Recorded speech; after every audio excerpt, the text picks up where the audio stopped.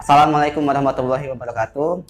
Kembali lagi bersama saya Kak Eri. Baiklah, di sini saya akan menyampaikan presentasi saya yang berjudul Teori Klasik Ekonomi Internasional dengan mata kuliah Ekonomi Internasional dengan dosen pengampu Ibu Sayu Maningsi ML. Sebelum kita menuju presentasi, ada baiknya saya memperkenalkan diri saya sendiri. Perkenalkan, nama saya Eri Kusumayuda. Saya dari Universitas Sekolah Tinggi Agama Islam Batu Raja, Prodi Ekonomi Syariah, semester 6 khusus. Baiklah, kita langsung aja ke materinya. Yang pertama ialah pengertian teori ekonomi klasik.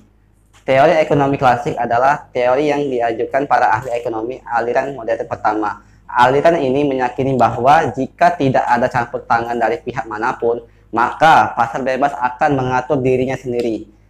Namun pada teori klasik ini ada 5 pendapat para ahli, di mana 5 diantaranya ialah yang pertama teori Adam Smith, yang kedua teori John Stuart Mill, yang ketiga teori David Ricardo, yang keempat teori Thomas Robert Malthus, dan yang terakhir yang kelima teori Karl Marx.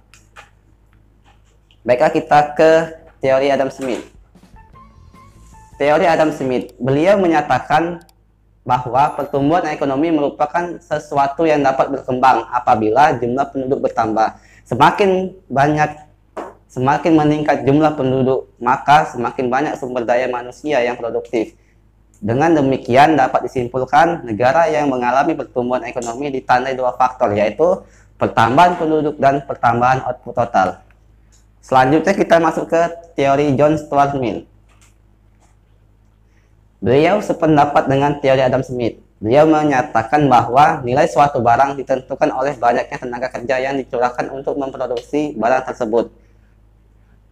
Makin banyak tenaga kerja yang dicurahkan untuk memproduksi suatu barang, maka makin mahal barang tersebut. Namun, pendapat teori Adam Smith itu rupanya berbeda dengan ahli ekonomi politik asal Inggris, yakni David Ricardo, di mana beliau mengatakan bahwa pertumbuhan penduduk yang terlalu besar bisa menyebabkan melimpahnya tenaga kerja dan membuat upah tenaga kerja menurun. Loh, kenapa ya?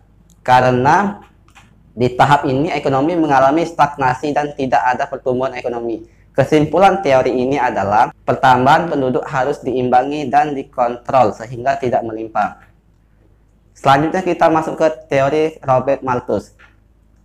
Teori David Ricardo ini seolah diiyakan oleh Thomas Robert Malthus, di mana pakar demografis Inggris ini menyebutkan bahwa pertumbuhan penduduk yang tinggi akan membuat jumlah pangan yang tersedia menjadi terbatas. Kenapa ya? Karena pertumbuhan penduduk lebih cepat dibandingkan dengan pertumbuhan jumlah pangan. Lain halnya dengan teori ekonomi klasik Karl Marx, di mana ekonomi Marxis mengacu pada teori ekonomi kapitalisme. Penganut ekonomi Marxis menganggap dasar kerangka analitis yang sangat baik dan alternatif untuk ekonomi yang lebih konvensional. Jadi teman-teman, pada teori ekonomi klasik ini, pendapat para ahli mengkaitkannya dengan pertumbuhan penduduk, di mana teori Adam Smith dan John Stuart Mill menyatakan pertumbuhan penduduk dapat meningkatkan pertumbuhan ekonomi. Namun, teori tersebut bertentangan dengan teori David Ricardo dan Thomas Robert Malthus, di mana mereka yang berpendapat bahwa pertambahan penduduk akan membuat perekonomian mengalami stagnan, sehingga suatu negara tidak mengalami pertumbuhan ekonomi. Lain halnya dengan teori Karl Marx. Beliau berpendapat ekonomi mengalami kemajuan apabila terjadi revolusioner atau dukungannya terhadap revolusi proletar. Jadi di sini teman-teman, kesimpulannya adalah membicarakan soal pertumbuhan ekonomi memang bukan perkara mudah. Kenaikan atau penurunan angka pertumbuhan ekonomi yang terjadi pada setiap kuartal dipengaruhi oleh banyak hal, sehingga kualitas pemerintahan dari suatu negara tidak bisa hanya dinilai dari naik atau turunnya pertumbuhan ekonomi per kuartal. Demikian presentasi saya pada hari ini, semoga bermanfaat buat teman-teman semua. Apabila teman-teman ingin menyampaikan pertanyaan, saran maupun kritik, harap ditulis di kolom komentar. Dengan senang hati saya akan membalasnya satu persatu. Demikianlah untuk presentasi saya kali ini. Lebih dan kurang saya mohon maaf. Kepada Tuhan saya mohon ampun. Wassalamualaikum warahmatullahi wabarakatuh.